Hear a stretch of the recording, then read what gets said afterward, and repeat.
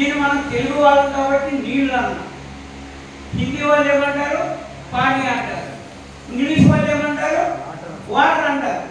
అట్లాగే ఎవరి భాషలో వాళ్ళు దీన్ని పిలిచినా ఇక్కడ ఉన్నది మాత్రం నీరే, వాటరే.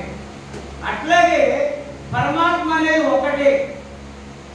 ఎవరి అభిష్టానికి మీద వాళ్ళు కృష్ణుడని, రాముడని, వెంకటేశ్వర స్వామి అని 64 లక్షల దేవుడుగా హిందువులు కొలుసుకుంటుంటే, అలాగా ముస్లింలు కొలుసుకుంటుంటే, క్రీస్తుగా అక్కడ క్రైస్తవులు కొలుసుకుంటుంటే, కానీ ఈ వాటర్ లాగా, పానీలాగా, నీరులాగా దైవం మాత్రం ఒకటే. అదే పరమాత్మ స్వరూపము, శ్రీకృష్ణ పరమాత్మ. రామావతారంలో రాముడు దేవుడని రాముడికి తెలియదు, కానీ కృష్ణావతారంలో శిష్టులను అంటే మంచివారిని రక్షించడానికి, దుర్మార్గులను శిక్షించడానికి పరమాత్మ శ్రీకృష్ణుడు అనే రూపంలో అవతరించి భగవద్గీతను మనకు అందించి మనం ఏ రకంగా ప్రవర్తించాలి, మనం ఏ రకంగా జీవిస్తే పరమాత్మలో కలుస్తాం అనేది పరమాత్మ శ్రీకృష్ణుడు చెప్పారు. ఇంతవరకు ముక్తి ముక్తి అని మన పెద్దలు చెప్పారు. ముక్తి అంటే మన ప్రాణాలు వెళ్ళిపోయి పరమాత్మలో కలవడం కాదు. ముక్తి అంటే విడుదల. గ్రహణం పట్టిన రోజు అంటాం కదా, చంద్రుడు వదిలేశారు వాళ్ళు రాహు కేతు అంటాం కదా, అట్లాగే విడుదల. దేని నుంచి విడుదల అంటే మనకు ఉన్నటువంటి అజ్ఞానాన్ని నుంచి విడుదల. మనకు ఉన్నటువంటి అజ్ఞానాన్ని నుంచి విడుదల. మరి ఏ రకంగా మనం ఉన్న అజ్ఞానానికి విడుదల అవుతాం? దానికి కొంతమంది గురువులు కానీ ఇట్లాంటి మహానుభావులు కానీ కావాలి. అందుకే మన అజ్ఞానం పోవాలంటే గురువు దగ్గర చేరాలి, లేకపోతే ప్రవర్తన దగ్గర చేరాలి, లేక పెద్దలు ఏదైనా చెప్తుంటే వెళ్ళాలి. ఎందుకనంటే మొట్టమొదటి అజ్ఞానం ఏంటంటే, ఎంత చదువుకి పిహెచ్డీ చేసినా, దేశానికి రాజైనా తనెవరో తనకు తెలియకపోతే, దేవుడెవరో తెలియకపోతే వాడు అజ్ఞానులు. మరి ఇక్కడ ఎంతమందికి మీరు ఎవరో తెలుసా? నేను ఇప్పుడు మాధవ అని పిలిచాను. నాయన అన్నాడు. అతను మాధవ కాదు, అతని పేరు మాధవ. మరి అతనెవడు? ఆ శరీరమా? కాదు. ఆ శరీరంలో నుంచి ఏదైతే మాట్లాడుతుందో అదే ఆత్మ, అదే పరమాత్మ, అదే శ్రీకృష్ణుడు. అది చెప్పడానికి ఆయన వచ్చాడు. భగవద్గీతలో అర్జునుడు రథాన్ని మధ్యలో నిలబెట్టమంటాడు. వాళ్ళందరినీ చూసిన తర్వాత ఏమని చెప్తాడు? నా కాళ్ళు వణుకుతున్నాయి, చేతులు వణుకుతున్నాయి, వీళ్ళందరూ నా బంధువులు, ముత్తాతలు, నేను చంపలేని వీళ్ళందరినీ ఈ రక్తపు కూడా నాకు అక్కడే రాజ్యం అన్నాడు. అప్పుడు కృష్ణుడు ఏమంటాడు? నీవెవరయ్యా వీళ్ళందరినీ చెప్పడానికి? వాళ్ళ కర్మల ద్వారా వాళ్ళు ఎప్పుడో చంపబడ్డారు. నిమిత్త మాత్రంగా నేను పెట్టానంటే నేను చంపలేక కాదు. ఇక్కడ చంపినా వీళ్ళు ఎవరు చావరు, ఆ శరీరాలు మాత్రమే చేస్తాయి. వాళ్ళలో ఉన్న ఆత్మ చావదు. ఆ ఆత్మే నేను పరమాత్మ అన్నాడు. దానికి అర్థం కాకపోతే 18 అధ్యాయాలు చెప్పుకొచ్చారు. అప్పటికే చెప్పాడు, బాబా నాకు ఇంకా సందేహంగా ఉందనంటే నేను విశ్వరూపం చూపిస్తాను చూడన్నాడు పరమాత్మ శ్రీకృష్ణుడు.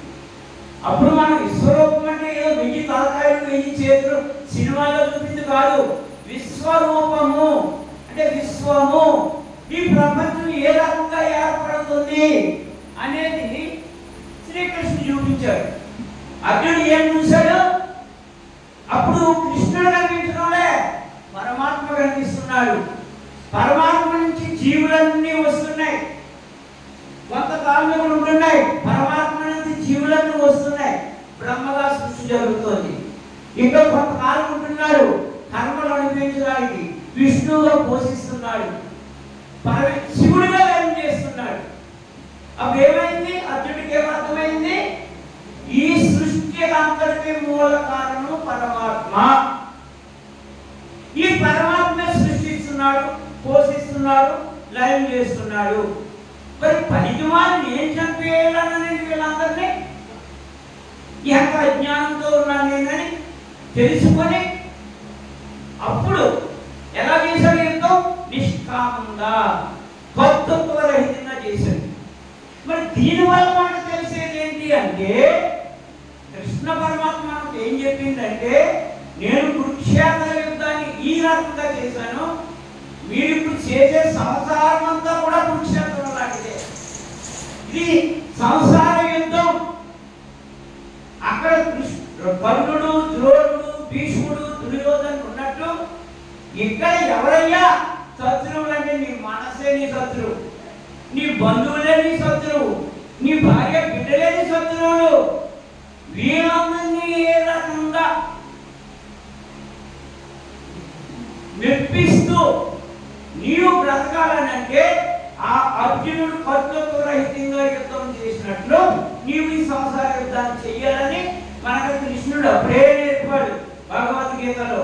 మరి మనందరికీ సంసారాలు ఉన్నాయి కదా, బాధలు ఉన్నాయి కదా, కష్టాలు ఉన్నాయి కదా, వాటిని ఏ రకంగా మనం వెళ్ళాలని దాటి రావాలని అంటే ఏం చెప్పాడు శ్రీకృష్ణుడు? ఆయన చెప్పాడు ఇంత శ్లోకంలో ఏమని, అనన్య చింతయంతామాం ఏ జనాం పర్యుపాసతే తేషాం నిత్యాభియుక్తానాం యోగక్షేమం వహామ్యహం. అనన్య చింత అంటే ఏంటి? మరొక చింత లేకుండా, మరొక ఆలోచన లేకుండా ఉంటుందా మన మనసు? ధ్యానంలో కూర్చున్నా రేపు నీలో మన ఏం జరిగిందో గుర్తు చేస్తూ ఉంటుంది. ధ్యానంలో కూర్చున్నా అది చింత.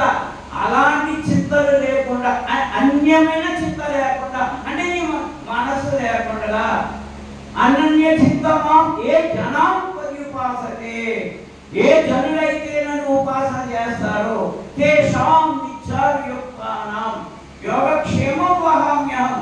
వారి యోగక్షేమాలన్నీ కూడా నేనే కనిపెట్టి రక్షిస్తున్నానని చెప్పారు. ఇంకోటి ఏం చెప్పాడైనా, సర్వధర్మాన్ పరిత్యాజాన్, సర్వధర్మాన్ పరిత్యాజాన్ మమేకం శరణం వ్రజ అహంతో పాప విభ్యో విమర్శః. ఏంటన్నారు అక్కడ?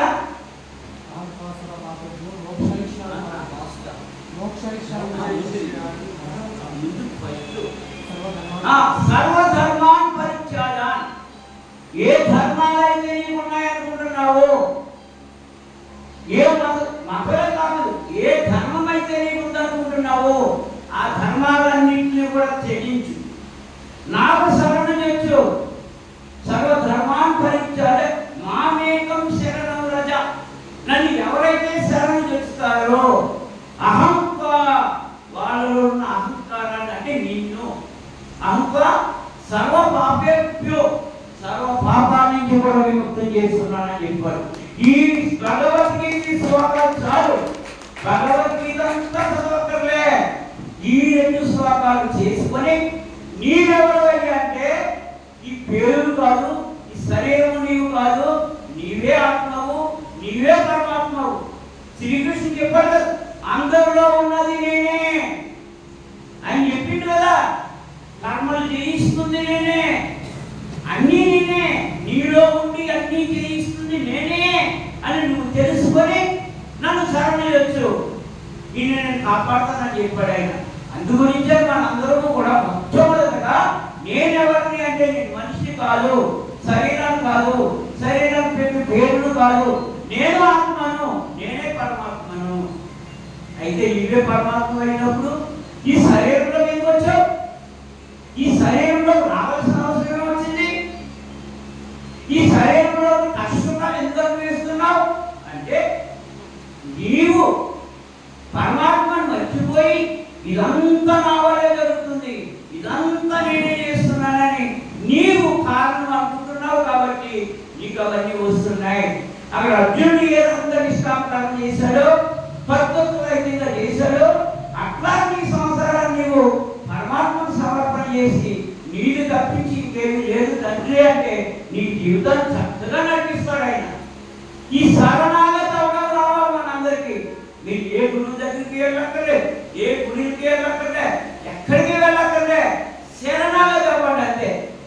ఆ పరమాత్మే సకల జీవరాశుల్ని రక్షిస్తున్నాడు, నన్ను రక్షిస్తాడని నమ్మకంతో మీరు ఉండండి. ఇంకా మీకు మంచి విషయాలు కావాలనుకుంటే మీరు 10 పున్నమికి మన మధ్య మందిరానికి రండి, మీకు తెలిసి ఎక్కడ ఉందో కూడా మందిరం, వచ్చి కూర్చోండి అంతే. ఇవే విషయాలు అక్కడ వస్తాయి. మీకు తెలుసు కదా రామనారాయణ గారు నేను ఎలా తిరిగినాము, కృష్ణార్జునులో తిరిగాం మేము ఇద్దరు కూడా, మొత్తం దేశాలన్నీ తిరిగాం, ఈ బోధన చెప్పాం.